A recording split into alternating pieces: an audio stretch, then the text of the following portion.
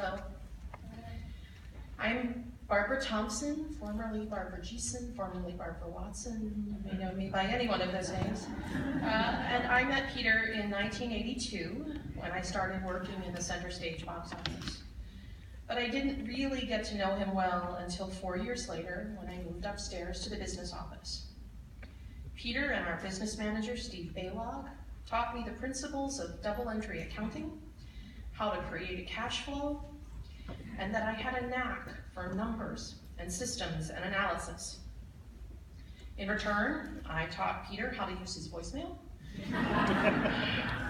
how to turn on his computer, and check his email, and he and I became dear friends, which we remained long after he retired in 2000.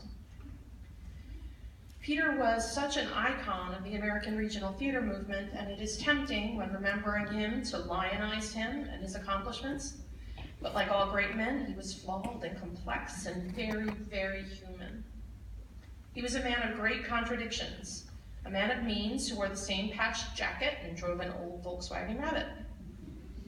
He was raised by strong women. He supported and promoted women at all levels in the organization, but he had an off-color sense of humor and would sometimes take great delight in saying shocking or inappropriate things to the female staff. He could be impish and intense, insightful and clueless. Once in the late 1990s, while we were chatting in my office about an upcoming board meeting, he said to me with a sense of awe in his voice, "Barbara, there are women on this board who are every bit the equal of the men." I was taken aback at the time. He had promoted so many of us, worked with so many fierce and talented women, both locally and nationally, and it was a bit shocking that this had never occurred to him before. But he said it with such reverence and revelation. It was such a Peter thing to say. It was only after he retired that I fully appreciated his gifts as a leader.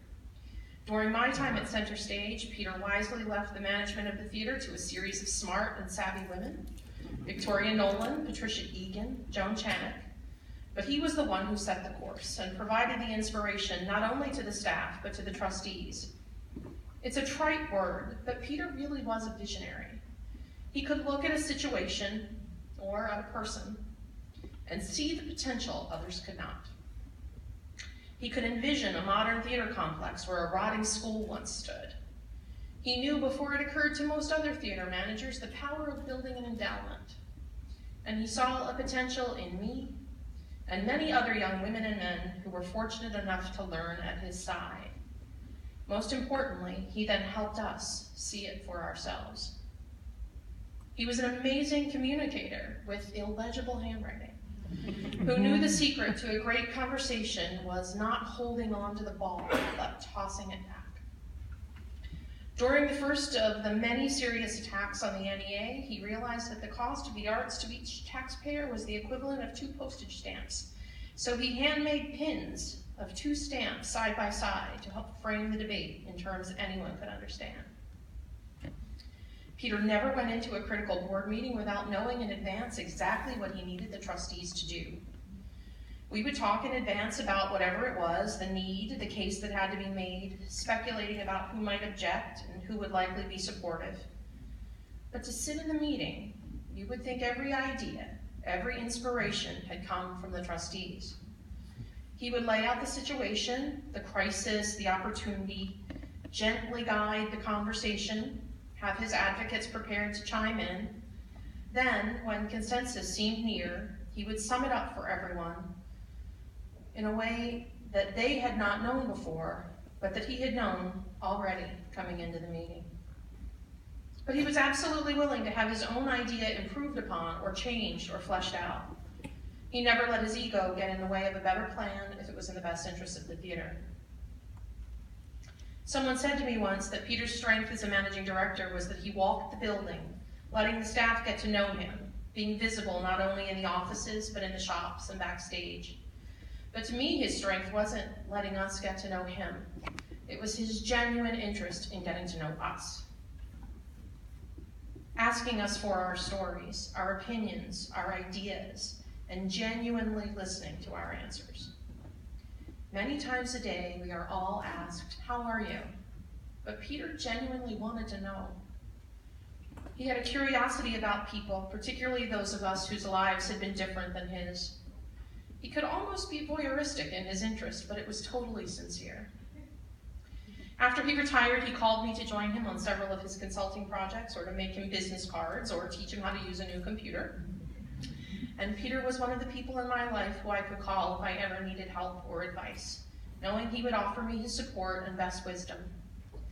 Many times I would meet him at his house, and we would sit at that tiny kitchen table, his adopted son, Streeter, wagging and barking at his feet, and we would have tea and peanut butter and jelly and amazing conversations.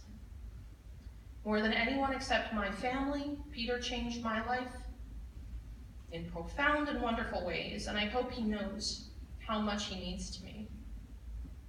He gave me a series of chances to prove I could do jobs I had never been trained for, and by extension, gave me my career. I got a graduate-level education in arts administration and business management at his side. He taught me to speak uncomfortable truths to power, something those who managed me afterward haven't always appreciated as much as he did. I have no idea who or where I would be now if I hadn't known him. Anyone who met Peter for more than 5 minutes has at least one Peter Coleman story. These are a few of mine. I hope you will tell your Peter Coleman stories today. Then, when you're done, toss the ball to someone else and listen to theirs. Mike Watson, who's here somewhere, has a classic story of Peter introducing him to a brand new trustee while they were all standing at urinals. Dell referenced Peter's opening night notes. I am not the only person who still has mine. His standard closing in those notes was blessings. A few of us were lucky enough to get blessings and affection. You were a blessing to so many of us, Peter Coleman, and I will think of you with deep affection for the rest of my life. Thank you.